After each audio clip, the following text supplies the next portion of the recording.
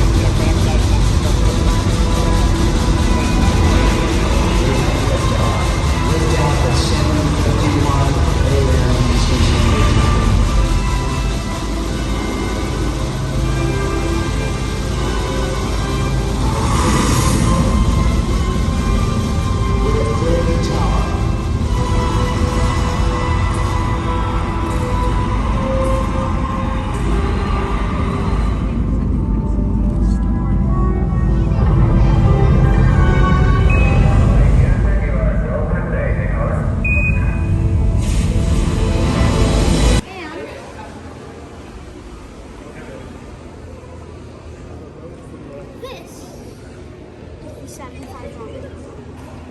So, we're going to talk about each and every stage. There are 3 stages of this rocket. This is the first stage, also known as the S1C. Powered by 5 Rocketdyne F1 engines, which are powered by rocket propellant 1 and oxygen. Follow me. Now, an interesting thing about the F1 engines is that when they were first built, they have something called combustion instability. Well, basically, if you have a candle and if you see it flicker around, that's called an instability.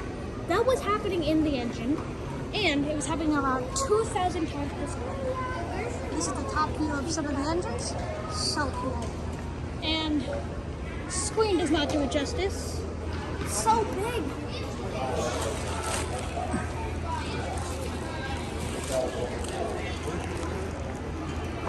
Red light. Anyways, so up here, this smooth part is where the liquid kerosene is, where that USA is. This is where it would hold the kerosene to power some of the these roof parts. These are called a skirt.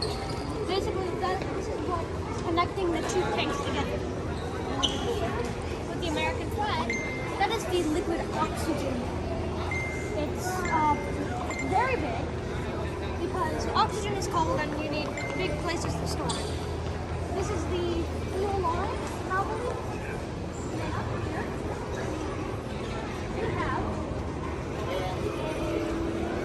a gap of the stages.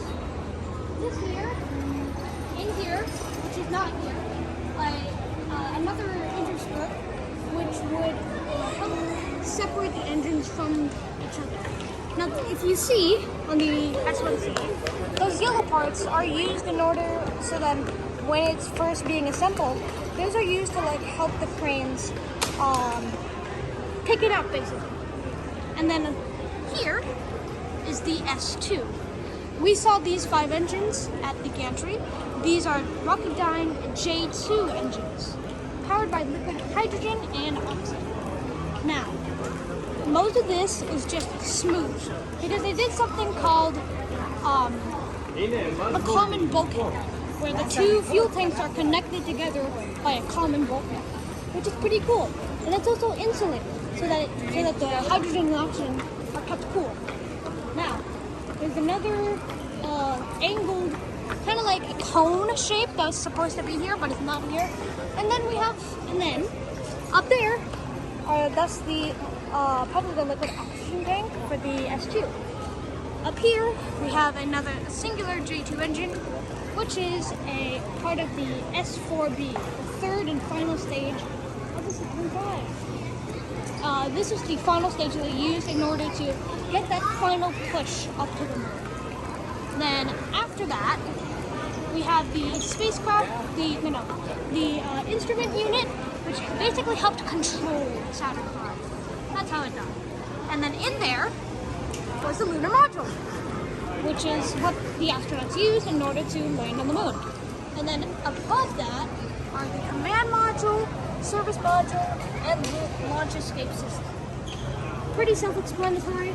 Command module, that's where the crew is. Lunar module, that's where they use to land. And service module, that's just how they use their engines and how they get electricity. So yeah, that's the Saturn V rocket. If you guys ever get the chance to visit Florida, do visit here. The screen doesn't do it justice. It's so big. Yeah, I'm gonna have some fun, check out the Saturn V. Alright, part 3 will be coming out soon. It'll be about Space Shuttle Atlantis. Stay tuned. See you guys.